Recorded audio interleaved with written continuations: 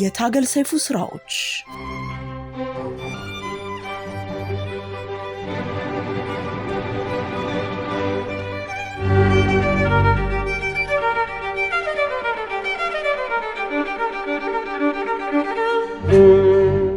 ባለፈው ፕሮግራማችን ዝንቡላው አለቃውን አቶ ወባሌ ሙሽዬን ተዳፈረ ተብሎ ከስራ ታግዷል።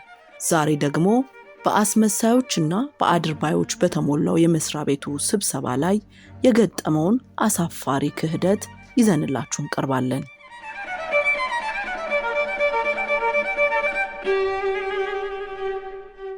በቀጣዮቹ 2 ሳምንታት ቢሮ የምመላለሰው የሚወሰድብኝ የቅጣት እርምጃን ለመጠባበቅ ነበር።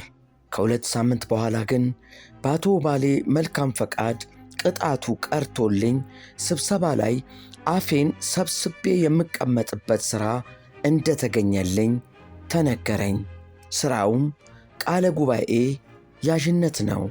የሌላ መሥሪያ ቤት ተመክሮ ስለሌለኝ ቃለ ጉባኤ ያዥ ስብሰባ ላይ ትንፍሽ የማይል ሰው ይሁን አይሁን የማቀው ነገር የለም።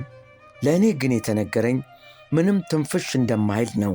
በበኩሌ ሥራው እንደዛ ከሆነ ሥራዬን በታማኝነት የመሥራት ባሕሪዬ የሐቅ ጉንፋኔን ተቆጣጥሮ ውጤታማ እንደሚያደርገኝ እርግጠኛ ነበርኩ። እኔን ያስጨነቀኝ የማስጠንቀቂያው ጋጋታ ነው። ያገኙት ሁሉ ጠንቀቅ በል ይሉኛል። በተለይ ዮናስ አደራህን ዝንቡ፣ መሃይም በሚመራው መሥሪያ ቤት ውስጥ ቀላል ነገሮች ከባድ ናቸው። እናም ይሄ የመጨረሻ ዕድል ነው። በቃለ ጉባኤ አያያዝ ላይ ቸልተኝነት ከታየብህ የዚያ መሥሪያ ቤት ቆይታ ያበቃል። የሚጽፉልህ መልቀቂያ መጥፎ ስለሚሆን የትም መቀጠር አትችልም አለኝ። ከማስጠንቀቂያው ብዛትና አስፈሪነት የተነሳ ቀላል መስሎ የታየኝን ሥራ ፈራሁት። ወደ ጋሽ ጉላምባው ቢሮ ሄጄ ኃላፊነቱ እንዲነሳልኝ እስከ መጠየቅ ደረስኩ። ይህን ለመናገር ጭንቀቴን በረጅሙ ባብራራላቸውም ጋሽ ጉላምባው ግን በአጭሩ እንዲህ አሉኝ። ሰማ ዝንቡላው፣ እግዚአብሔር በሰጠህ ዕድል አታሹፍ። በቃለ ጉባኤ ያዥነት የተመደብከው አፍህን እንድትሰበስብ ነው። ይህን ተገንዝበህ በተሰጠህ ዕድል መጠቀም ካልቻልክ እግዚአብሔር ምስክሬ ነው፣ ትባረራለህ። ደግሞ ልቦና እንዲሰጥህ ጸልይ። ይህን ከሰማው በኋላ ምንም ማድረግ ስላልቻልኩ እሺ እርሶ እንዳሉ አልኳቸው። እርሶ እንዳሉ አትበለኝ፣ እኔ ምንም የምለው ነገር የለም። የበላይ አካል የወሰነውን ነው የማስፈጽም። እሺ እንዳሉ። እንዴ እሱን እኮ ነው ተው የምለው። እሺ ብዬ ከቢሮአቸው ወጣው። መባረሬ ቀርቶ ቃለ ጉባኤ ያዥ መደረጌን እማማ ጌጤ በሰሙ ጊዜ በጣም ተደንቀው ወያቸው ጉድ፣ እንዲያው እኚህ ሰውዬ እንዴት ነው የሚወዱህ? ሳስበው ይህንን ልጅ ካባረርከው ሹመትህን ታጣዋለህ ብሎ የነገራቸው አዋቂ ሳይኖር አይቀርም አሉኝ። ጠንቋይ ማለት ሆነው ጠንቋይ አይባልም አዋቂ ነው ብለው ተቆጡ። እኔ በራሴ ጭንቅ ስለተዋጥኩ እሳቸውን ስላስቆጣው ጠንቋይ ደንታ አልነበረኝም። ይሄ የቃለ ጉባኤ ነገር በጣም አሳስቦኛል። ዮናስ እንዳለው መሃይም የተሾመበት መሥሪያ ቤት ትልቁ ነገር ዋጋ አጥቶ ትንሹ ነገር ይገናል። ከዚህ የገነነ ትንሽ ነገር እንድንጠነቀቅ የመከረኝ ዮናስ መረበሽን ሲያይ ሊያጽናናኝ ሞከረ። ዝንቡ፣ ለምንድነው ይህን ያክል የምትረበሸው? ዋናው ጥንቃቄ ማድረግ ያለብህ እኮ የጋሹ ባሌ ንግግር ላይ ነው። ጥሩ የማድመጥ ችሎታ ስላለህ ከንግግራቸው ፍሬ ሐሳቡን በጥንቃቄ ጨምቆ ቃለ ጉባኤው ላይ ማስፈር የሚከብድህ አይመስለኝም። የፍሬ ሐሳባቸውን ቅደም ተከተል ሳታዛንፍ በጥንቃቄ መመዝገብ ከቻልክ ለምን ትሰጋለህ? ይህስ የሚያቅተኝ አይመስለኝም አልኩት። ለዮናስ ይህን ልበል እንጂ ታዲያ ጉዳዩ የማለትን ያክል ቀላል እንዳልሆነ ያወቅኩት በቃለ ጉባኤው ያዥነት በተመደብኩበት የመጀመሪያው ስብሰባ ላይ ነው። ለመጀመሪያ ጊዜ በዚያ ስብሰባ ላይ ሁለመናዬ ጆሮ ሆነ።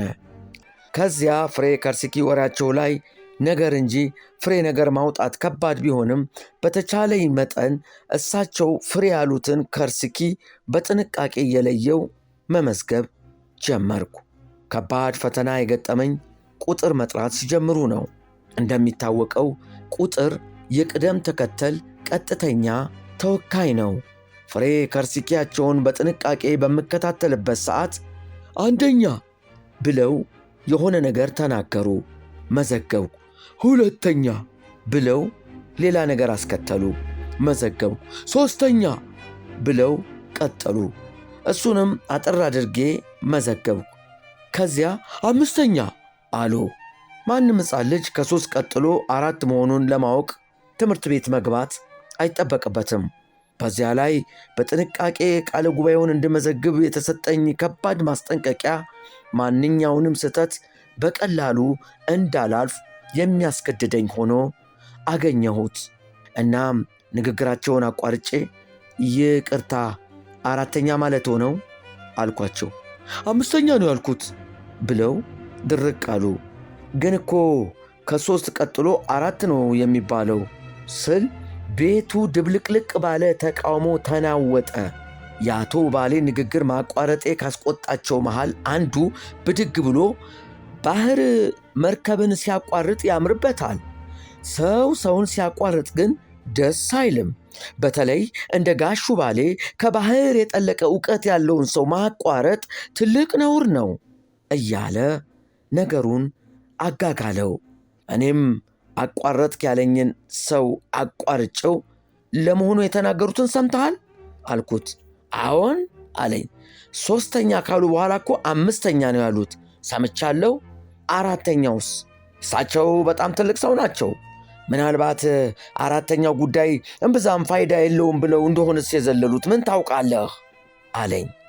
ሌሎች አሽቃባጮችም እሱን ደግፈው ተንጣጡ። በተለይ እርሳቸውን ከበረሃ ጀምሮ አውቃቸዋለሁ የሚሉት አንድ አዛውንት ከወጣትነታቸው ጀምሮ ካለ ምክንያት የሚያደርጉት ምንም ነገር የለም፣ በጣም ጥንቁቅ ናቸው፣ 4ኛው ቢያስፈልግ ኖሮ አይዘሉትም አሉ። አንዲት ነውረኛ ወጣት ጭምር ክርክሬን በማጣጣል አላገጠችብኝ። ምነው እንደ ካንጋሮ በጭራዬ ልቆም አልክ አለችኝ። ከሁሉ ያበሳጩኝ ምሁራኑ ናቸው። ከዚህ ቀደም ደራሲ በሆን አንድ ጊዜ ከገቡበት ሽንት ቤት 3 ጊዜ ስለሚወጡ ፈሪ ምሁራን የሚተርክ መጽሐፍ በጻፍኩ ብዬ አስቤ አውቃለሁ።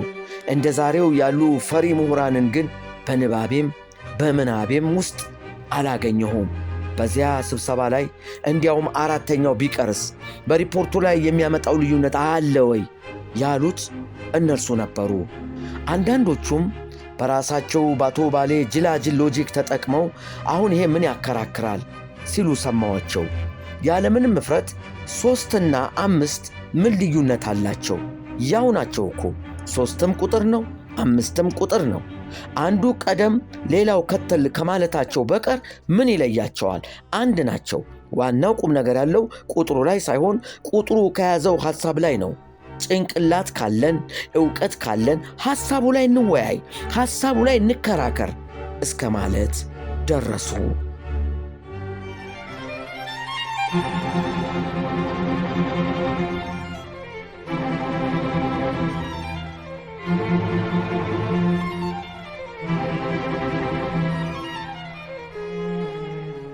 በአሁኑ ወቅት ይህን የታገል ሰይፉን መጽሐፍ ዝንቡላና ካሮት በአማዞን ላይ ያገኙታል።